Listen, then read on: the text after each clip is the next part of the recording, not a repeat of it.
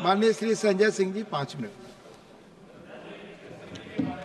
धन्यवाद मान्यवर, आपने इस महत्वपूर्ण बिल पे मुझे अपनी बात कहने का मौका दिया। मान्यवर, अभी हमारे सत्ता पक्ष के मित्रों ने मोदी जी का भरपूर बखान किया कि उन्होंने किस तरह से भारत के प्रधानमंत्री ने ऑयल के क्षेत्र में, गैस के क्षेत्र में अनुकरणीय योगदान दिया है अपना।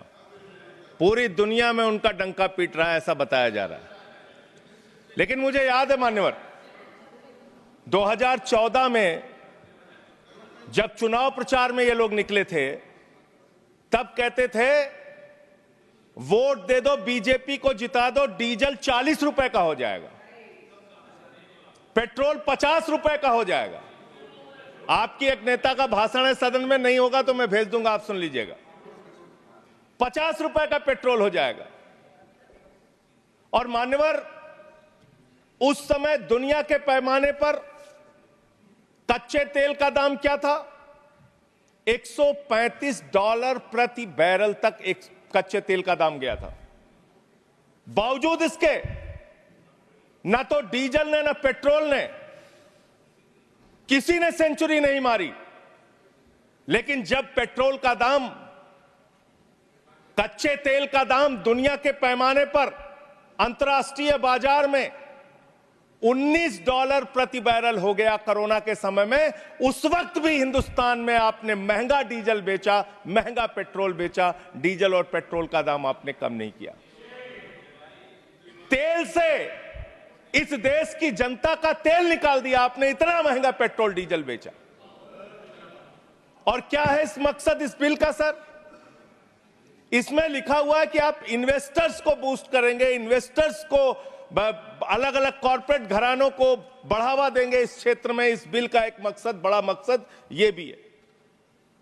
और जो ओएनजीसी है मान्यवर, जिसको 23-24 का मुनाफा 40,000 करोड़ रुपए का हुआ है, मुनाफे की कंपनी जो है, जिस क्षेत्र में ओएनजीसी को, पब्लिक सेक्टर को, महारत्ना को मुनाफा हो रहा है, वहां मुनाफा कमाने के लिए आप और कंपनियों को लाना चाहते हैं।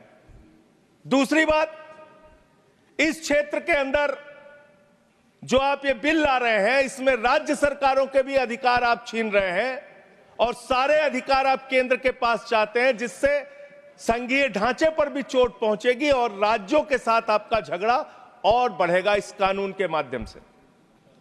यह फेडरल स्ट्रक्चर के भी खिलाफ है बुनियादी तौर पे, जिसका जिक्र भी बाकी हमारे साथी यहां पे कर रहे थे। मान्यवर, मैं बड़ी विनम्रता पूर्वक पूछना चाहता हूं, आपने कहा पेट्रोल का दाम कम होगा, डीजल का दाम कम होगा। जो बीजेपी शासित राज्य है, उनके 2-3 के ही नाम पढ़ रहा हूं मैं। चंडीगढ़ में आज पेट्रोल का दाम है 100 रुपए। बिहार में आज पेट्रोल का दाम है 105 रुपए। और जिस दिल्ली की आप आलोचना करते रहते हैं, बार हर बात पे आलोचना करते रहते हैं, यहां पेट्रोल का दाम है 94 रुपए। दिल्ली के मुख्यमंत्री रहते हुए अरविंद केजरीवाल ने बिजली फ्री दिया, पानी फ्री दिया, शिक्षा फ्री दिया, इलाज फ्री दिया। महंगाई से लोगों को बचाने के लिए पेट्रोल और डीजल भी सस्ते दामों पर दिया। पेट्रोल और करप्शन पे तो बोलने लग जाऊंगा तो अडानी को तो लेकर बैठे हुए हैं। आप 2200 करोड़ रुपए की रिश्वत खिलाई अडानी ने। Nothing is going on record. 2200 crore रुपए की रिश्वत आपके अधिकारियों को। संजय जी, 2200 करोड़ की रिश्वत। संजय जी प्लीज। सर वो क्या बोल रहे हैं सर? वो आप इधर बोलेंगे कि उधर बोलेंगे प्लीज। सर 2200 करोड़ रुपए की अडानी ने रिश्वत खिलाई हिंदुस्तान में महंगी बिजली बेचने के लिए। सब्जेक्ट पर बोले वही रिकॉर्ड पे जाएगा। सब्जेक्ट पे ही बोल रहा हूँ सर। प्लीज सर, मैं सब्जेक्ट पे बोल रहा हूँ। सब्जेक्ट में आपको याद दिला दूं, मैं बोल रहा हूं सर, ऑयल एक्सप्लोरेशन। सर मुझे बोलने दीजिए सर। बोलने आप बोले। मैं कह रहा हूं सर, यहां पर आपने मोदी जी का इतना बखान किया, हमने सुना उसको। आपको बोलने का मौका था, आपने बखान किया।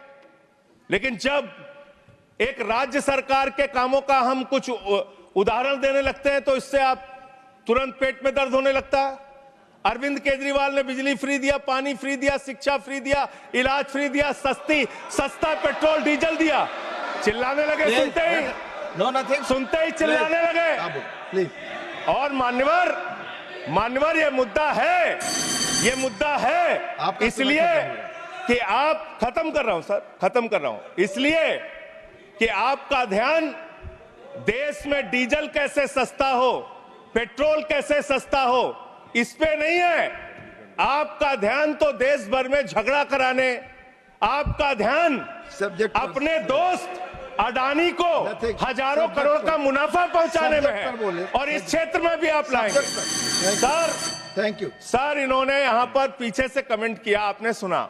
नहीं, मैंने नहीं आपने सुना मैं सर? आपको सुन रहा हूं। आपने सुना? आपको सुन रहा हूं संजय। रिश्वत कैसे ली जाती है इन लोगों को पता है। 2200 करोड़ रिश्वत ली अडानी से इन लोगों ने। Nothing is going, your time is over.